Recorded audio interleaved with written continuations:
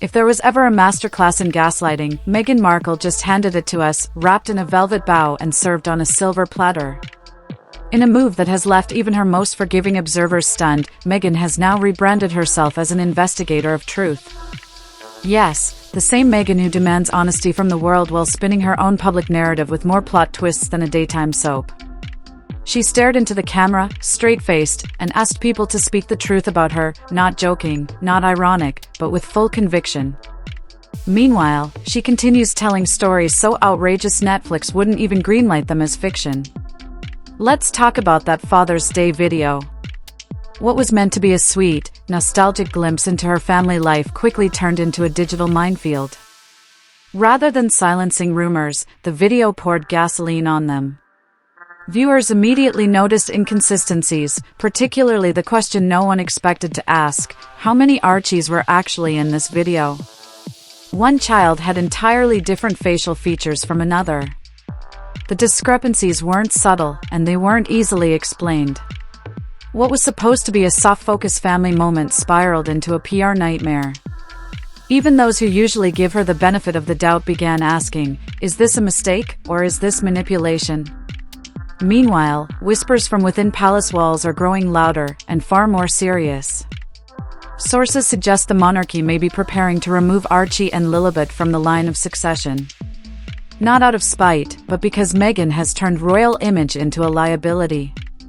After years of pushing boundaries, distorting facts, and performing victimhood, the institution may finally be reaching its breaking point. Let's rewind. Meghan once described royal life as a form of imprisonment, claiming she didn't have access to her passport, driver's license, or car keys. But public records and photographs tell a different story. She traveled to Canada, Italy, and even flew to a lavish New York baby shower. Not exactly the itinerary of someone in confinement. So how does someone rack up frequent flyer miles like a touring DJ if they supposedly didn't have a passport? And now, the latest bombshell: Meghan claims the royal family approved her pregnancy with Archie, even though, according to her, she didn't actually carry him. She's not just saying the pregnancy was faked, she's saying the palace helped cover it up. Let that sink in. She's suggesting that the most powerful, scrutinized institution in Britain collaborated in a deception of historic proportions. This isn't desperation. This is nuclear-level deflection. And what's even more audacious? The way she doubles down. In a recent podcast, she pleaded, "I just want people to tell the truth about me." Bold, coming from someone who's been accused of running burner accounts, ghosting business partners, altering photos, and publicly claiming her father died while he was still very much alive, begging for reconciliation. Even Oprah, who once offered Meghan the stage of all stages, appears to have stepped back. Yet now, new footage is being released, supposedly hospital video from when Lilibet was born, to prove Meghan gave birth. But there's a problem: the timeline doesn't add up. The pandemic rules were strict. Partners weren't even allowed in delivery rooms, let alone film crews. But in Meghan's world, she's strolling down hallways in designer gowns like it's a Vogue cover shoot. None of this adds up. And the damage is mounting. According to multiple sources, her Spotify deal crumbled after producers, 28 of them, bailed. Her Father's Day video was mocked not just for its timing, but for its obvious use of Netflix B-roll and awkward inserts. Some viewers even claimed the child shown bore a striking resemblance to Princess Eugenie's son. Conspiracy or not, when your edits are that clumsy, they invite scrutiny. But the real fallout came when Meghan implied the palace sanctioned the stunt. Not just tolerated it, approved it. That's not just throwing the royals under the bus. That's trying to implicate them in the cover-up of a fake birth.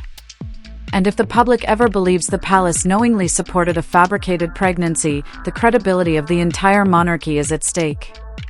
That's where the line is drawn. Palace insiders are reportedly furious. Meghan continues delivering speeches as if from a TED Talk stage, saying things like, "I didn't want to lie, they made me." But her stories constantly contradict reality. In her Oprah interview, she claimed she was never invited to take part in post-birth royal photo calls. Yet palace staff confirmed the opposite. She was invited, she just refused, demanding conditions no royal had ever requested, including granting Archie a title without allowing a public photo. It's less about being excluded, and more about strategic negotiation disguised as victimhood.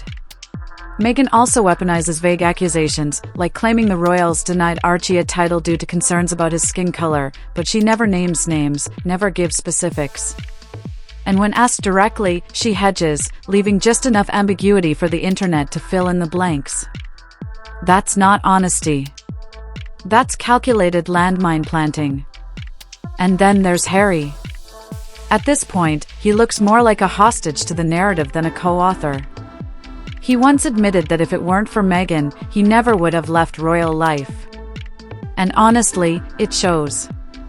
Half the time, when Meghan drops an outrageous claim, Harry's face reads like he's hearing it for the first time.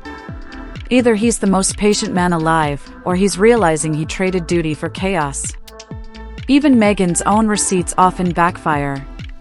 In 2021, she shared that hospital video to prove Lilibet's birth, but it contradicted every known pandemic policy. No masks.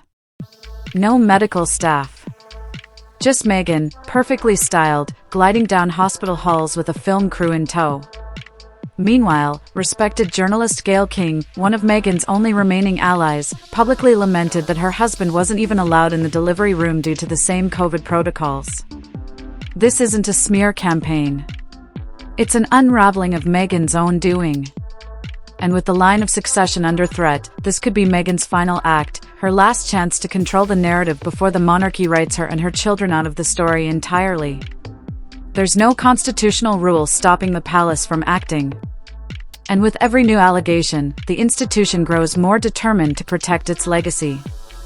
The palace was once patient. They gave Meghan a duchess title, an introduction to royal life, and a global platform.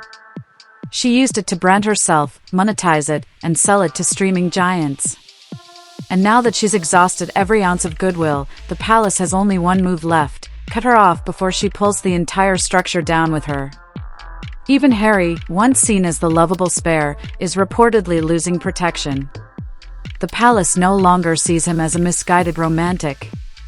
After years of nodding silently alongside every dramatic accusation, sympathy is fading. His bond with William is barely intact. And if Meghan's antics continue, the Crown may soon decide that the only way to protect Harry is to isolate him from the chaos. And there's a new wave of public skepticism rising, people asking, why is there almost no public footage of Meghan visibly pregnant during either term? Why do the children look different in various appearances?